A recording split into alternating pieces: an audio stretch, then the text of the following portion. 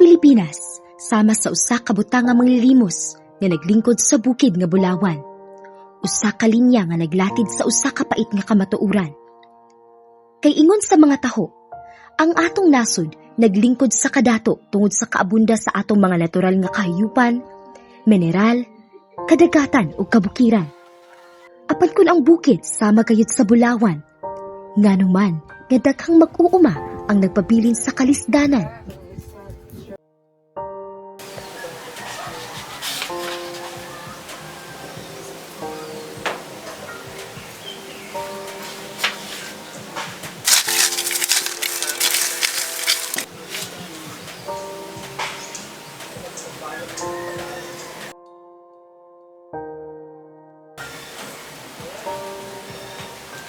Eskwela baka ko kuligan nga mo kalisod niya. Kaya kung panginabuhian ang iskutan, nakapiki man. Sa mong ani palang galitaan, dili nakasustento sa mong mga panginahanglan. Nak! Arisa, tabangis ako diri. Oma.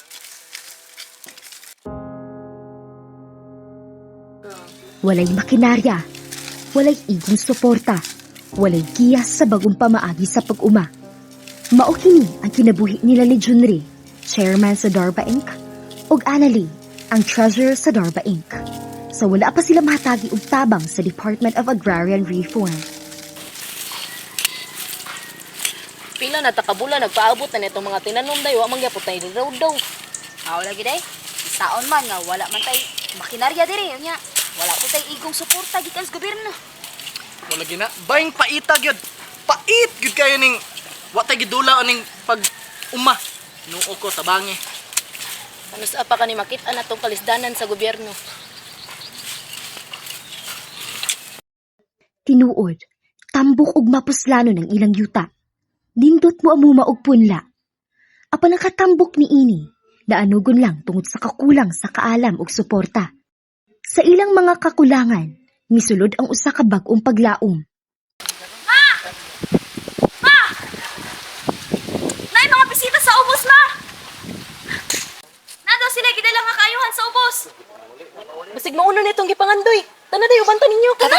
Pa, tana ninyo. Dali.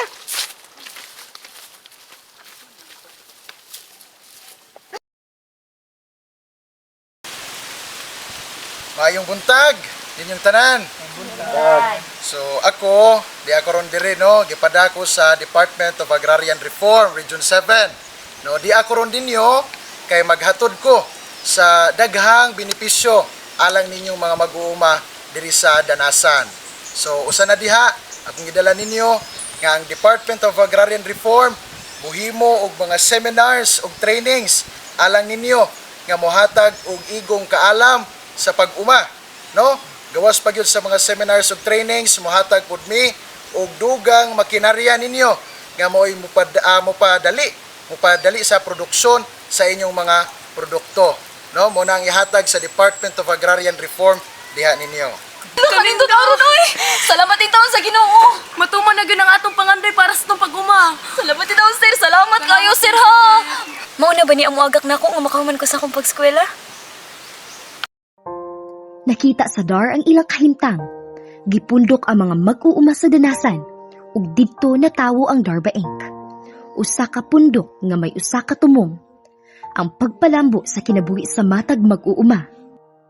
Layo ang Danasan. Lisod ug usahay kuyaw pa ang agianan. Apan kung tinuod ang tabang, walay layo, walay kuyaw, walay kalisod nga dili maagwanta.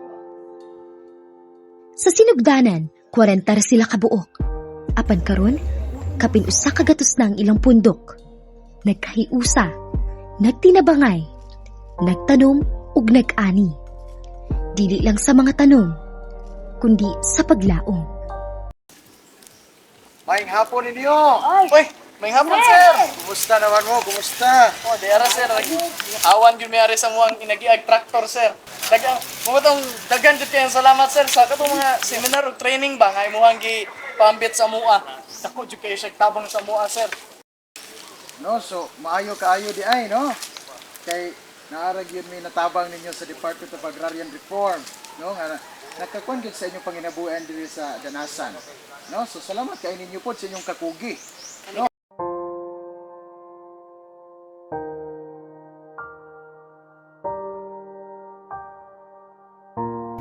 Apan ang ilang kalampusan wala lang nag-agad sa ilang paningkamot. Kihatagan sila sa DAR og mga trainings ug seminars. Gitun-an nila ang mga bag-ong teknolohiya sa pag-uma, ang saktong paggamit sa yuta, ug ang paagi sa pagpadagan sa usa ka organisado nga kooperatiba. Apan dili lang kinikutob sa pagpaambit og kaalam. Gihatagan pud sila og mga kagamitan nga makatabang nila sama sa traktora.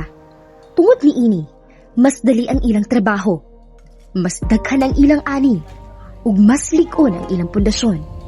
Sa matag katapusan sa buwan, naa sila'y gisaligan, naa sila'y paabuton. Mga kumaklasmates na ba, nakapainan na sa kolehiyo mo. Ginahan kay kumuskilag IT. Nakaskwela ka ako, ma? Nak, ayaw ka bala ka. Nakaskwela ka. Tinuod na mo. Nami madawat nga bahin gikan sa mga organisasyon. Matagtapos buwan. Nanatay paabuton.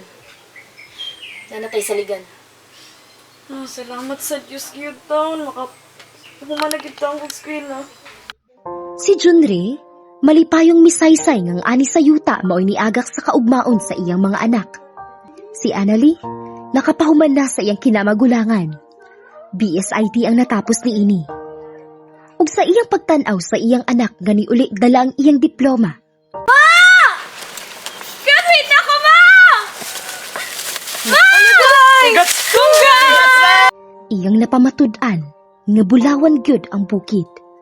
Kay ang lunhaw nga bukid mihatag og kaugmaon sa iyang anak nga kaniadto damgura. Usa-usab sa ilang pinakadako nga kalampusan mao ang ilang pagdaog sa scoop sa project. Usa ka programa sa Department of Agriculture nga gipahaygayon sa 3 ka hektaryang uma nga gipanag-iya ni Richel Batuon. Pinaagi sa pagpangulo ni Junri, ang ani sa mais mikusog gikan sa usag tunga ka tonelada ngadto sa 5 hangtod 6 ka tonelada kada hektarya. Ang butang nga manglilimos nga nagsimbolo sa katawhan, nagsugod na og kakita. Iyan ang nasabtan nga dili siya pobre, dili siya walay mahimo, kundi usa siya ka mag-uuma nga adunay gahom. Gahom nga magtanom, gahom nga magpakaon sa nasod, o gahom nga muagak sa iyang pamilya sa hayag nga kaugmaon. Lunhaw ang bulawan. O kini na pamatud-an, dili lang sa kaabunda sa kabukiran, kundili sa mga kamot nga mitanom ug sa mga kamot nga mitabang.